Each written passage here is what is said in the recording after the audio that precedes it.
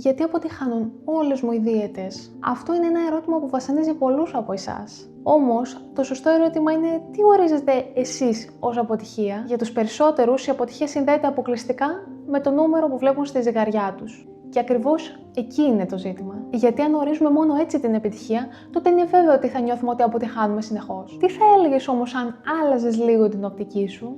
Μέσα από ένα πρόγραμμα διατροφής έχεις μάθει να οργανώνεις καλύτερα τα γεύματα μέσα στη μέρα σου. Έχεις βελτιώσει τις ώρες του ύπνου σου. Πίνεις περισσότερο νερό. Έχεις προσθέσει έστω και ένα φρούτο ή λαχανικό μέσα στη διατροφή σου. Κοιμάσαι καλύτερα. Νιώθεις περισσότερη ενέργεια κατά τη διάρκεια της μέρας σου. Έχει μειωθεί το άγχος σου σε σχέση με το φαγητό. Έχεις δει βελτίωση στις τελευταίες εξετάσεις υγείας σου? Αν λοιπόν απάντησες ναι σε έστω και μία από τις παραπάνω ερωτήσεις ή σε παρόμοιες από αυτές που αφορούν τη δική σου καθημερινότητα, τότε στην πραγματικότητα έχεις ήδη πετύχει κάτι. Επιτυχία δεν είναι μόνο ο αριθμός της ζυγαριάς. Εάν εστιάσεις μόνο σε αυτό, τότε το αποτέλεσμα θα είναι προσωρινό και νομίζω ότι το ξέρεις πολύ καλά αυτό.